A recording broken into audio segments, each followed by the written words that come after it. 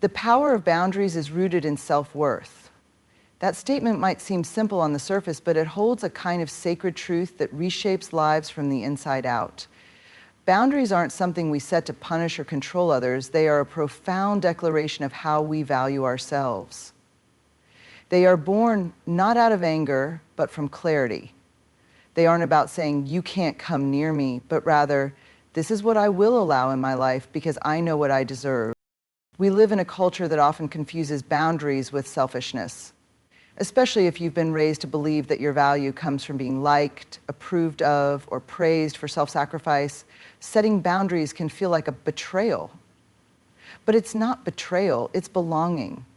Not the kind of belonging that demands we disappear to fit in, but the kind that insists we show up whole. People who live without boundaries often feel depleted, resentful, and invisible because they've been taught that love must be earned through overperforming, over-explaining, and over-giving. But love that must be earned isn't love, it's approval. And approval is conditional. That's where the shift begins. Self-worth doesn't scream or demand, it doesn't need to. When we believe we are worthy of love, respect, and peace, our boundaries become a natural extension of that belief. They don't have to be harsh or loud. They can be quiet, firm, and unwavering. Like a riverbank that shapes the water, boundaries don't stop the flow of love, but they give it direction. They say, I will not abandon myself to make you comfortable. That sentence alone, spoken with calm certainty, can shake the very ground under someone who depends on your compliance to feed their sense of control. There are people who will react poorly to your boundaries. That's okay. The reaction doesn't mean your boundary is wrong. It just means it's working. When someone is used to benefiting from your lack of boundaries, your clarity might feel like a betrayal to them. Let it. That discomfort belongs to them, not you. What belongs to you is your peace, your truth, your right to feel safe in your relationship. It's not always easy. Setting boundaries can be one of the most vulnerable things we do. It can bring up old fears of rejection, abandonment, and conflict. But here's what we know from the research and from deep human experience. Vulnerability is the birthplace of courage. Courage isn't about being fearless. It's about being honest. When we say, this doesn't work for me, we are telling the truth, not just to the other person, but to ourselves. We are saying, I matter. That is the foundation of self-worth. And here's the most beautiful part. The more we practice honoring our boundaries, the more we reinforce our sense of self. We begin to see that we don't have to earn love by disappearing. We don't have to tolerate disrespect to keep the peace.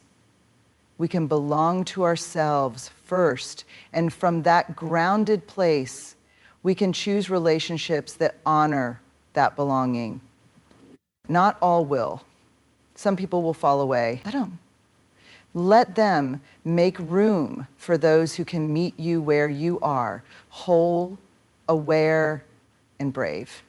The power of boundaries isn't in how loudly we state them, but in how deeply we believe we deserve to have them. Self-worth gives us the permission to stop negotiating with people who never had our best interest at heart. It allows us to stop over-explaining our needs and start honoring them. It teaches us to say no without apology and yes without guilt. That's not weakness. That's emotional maturity. That's grounded strength. So when someone asks you why you're different now, why you no longer tolerate being minimized, dismissed, or emotionally manipulated, you can say with unwavering softness, because I finally remembered who I am. That sentence won't just make someone afraid, it will make them see the truth. That their power over you was never real, it was borrowed from your silence, and you've taken it back. Authenticity is the bravest rebellion because it asks us to stand in the light of who we truly are, even when everything around us encourages us to hide. We live in a world that rewards conformity, that whispers we'll be safer if we just stay quiet, blend in, or become who others expect us to be. But the cost of that silence is steep. Every time we abandon a part of ourselves to earn acceptance, we reinforce the idea that our truth is too much or not enough. And over time, that becomes a prison. Authenticity breaks that prison wide open. To be authentic means to show up without the mask. It means choosing integrity over image, choosing to be real over being liked. That doesn't mean we share every part of ourselves with everyone. It means that what we do share is true. There is a deep, quiet kind of courage in that. It's not flashy.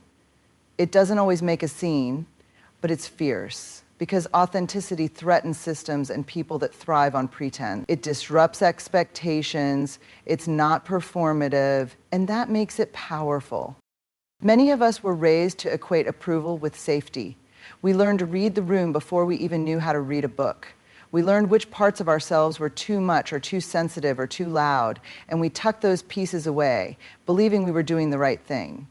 Survival often looked like being easy, agreeable, undemanding. But survival is not the same as living. And at some point, our souls begin to rebel against all the ways we've silenced them. That rebellion is authenticity. When we start living from our truth, when we start saying what we mean, showing what we feel, and standing in what we believe, we stop outsourcing our value. We stop looking to others for permission to be who we are. And that shift, though subtle, is seismic. It unsettles people who are invested in the version of you that was easier to manage. It rattles dynamics that relied on your silence. It changes the energy in rooms that once felt familiar, because you are no longer willing to twist yourself into a version that fits. There is grief in this too. The grief of letting go of who we were taught to be, the grief of relationships that only worked because we kept ourselves small. But authenticity doesn't just take things away, it makes room. It makes space for new connections rooted in truth. It invites people into our lives who see us, not just the polished, curated version of us. It brings a sense of peace that doesn't come from being liked, but from being known. Authenticity also calls us to hold space for contradiction. We are not one-dimensional. We are messy and evolving. We can be strong and tender, joyful and grieving, confident and unsure, all at once. Being authentic means allowing all of it to exist without shame. It means no longer performing a version of strength that denies our humanity. That's why it's rebellion. Because in a culture that often demands certainty and perfection, being real is radical. It's also contagious. When one person chooses to be honest about what they feel, it creates a ripple. It gives others permission to exhale, to be human. That's how we change our relationships, our families, our communities, not through force, but through presence, through the willingness to say, this is who I am, and I will not trade my truth for your comfort. Some people won't know what to do with your authenticity. They'll try to shrink it, deny it, twist it into something they can explain. Let them. That's not your work. Your work is to stay rooted. Your work is to keep choosing truth, even when it's uncomfortable. Even when your voice shakes, even when being real costs you approval. Because in the long run, it gives you your life back. Authenticity is not the easiest path, but it is the most honest. And in that honesty, there is liberation. The bravest thing we can do is to stop pretending and start belonging to ourselves first. Because when we belong to ourselves, no one can take that away.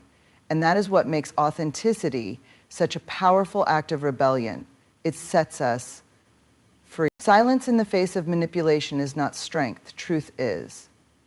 Silence can sometimes be wise, even necessary, when we're gathering our thoughts, protecting our energy, or choosing our moment. But when silence becomes a pattern we use to avoid discomfort, to keep the peace at the cost of our integrity, or to protect someone else's illusion at the expense of our reality, it stops being strength and becomes surrender. Manipulation thrives in silence. It feeds on our hesitation to speak, our fear of conflict, and our need to be seen as easy to love. But love that depends on silence is not love. It's control dressed up as harmony. When we are manipulated, we are not always sure it's happening in the moment. Manipulation can be subtle and disguised as concern, as charm, as logic.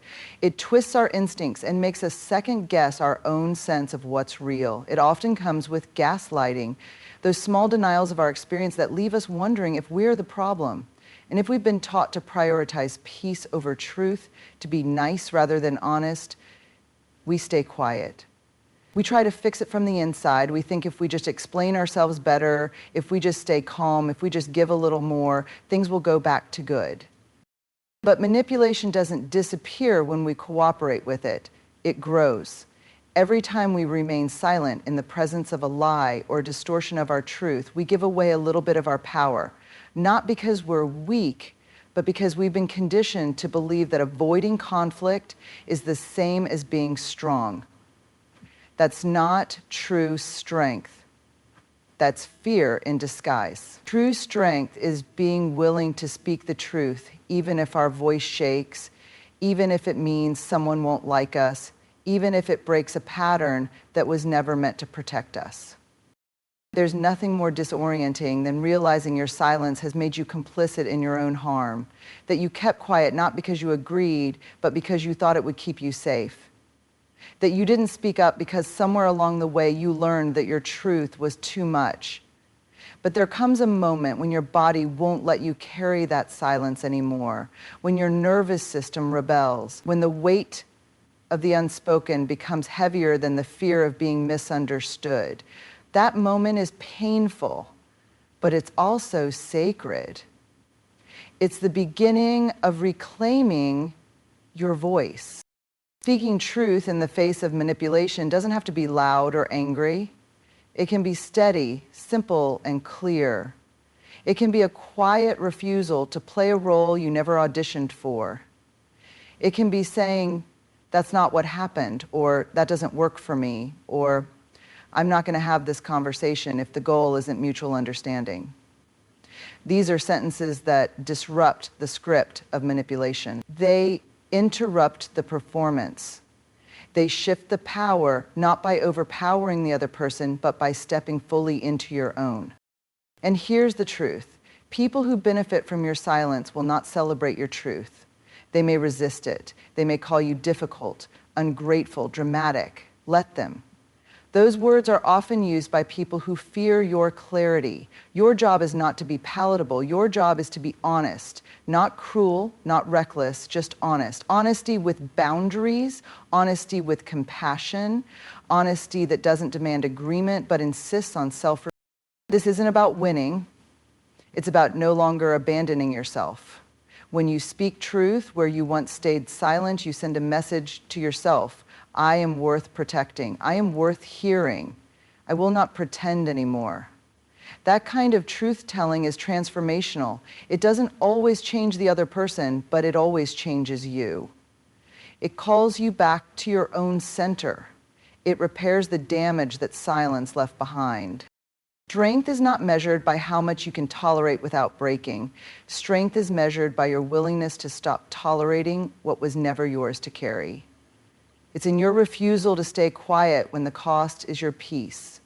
The bravest thing you can do in the face of manipulation is tell the truth, not to shame, not to punish, but to free yourself. Because the truth, once spoken, has a power that silence never will. You are not here to be controlled. You're here to be seen, fully, honestly, completely.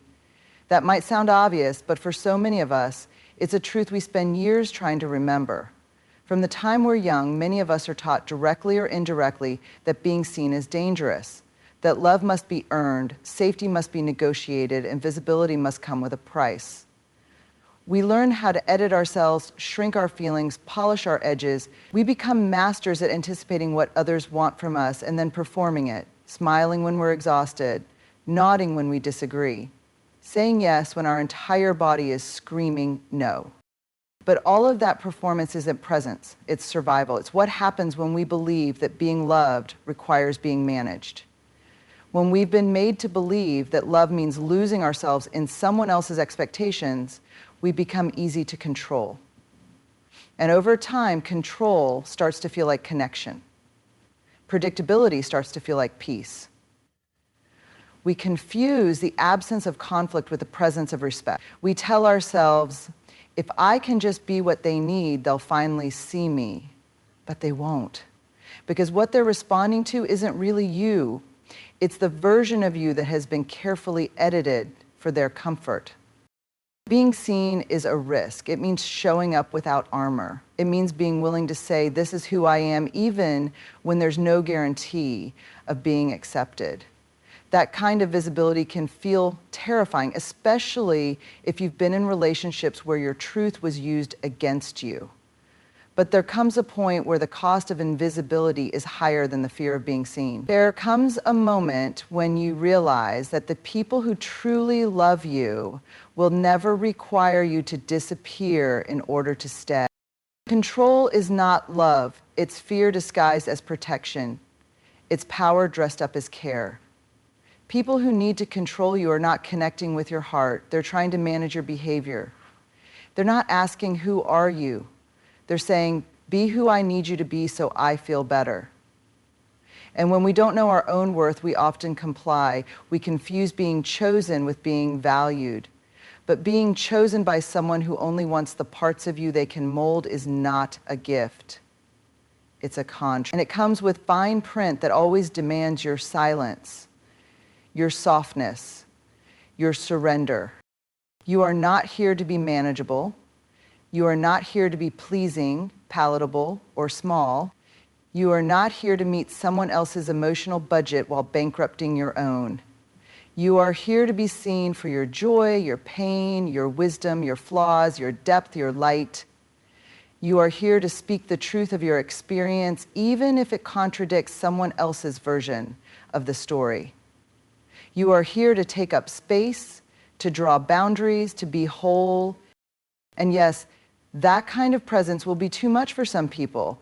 People who relied on your compliance may feel threatened by your clarity. Let them feel it. Let them wrestle with their discomfort. That's not your responsibility to manage. Your only responsibility is to remain honest with yourself.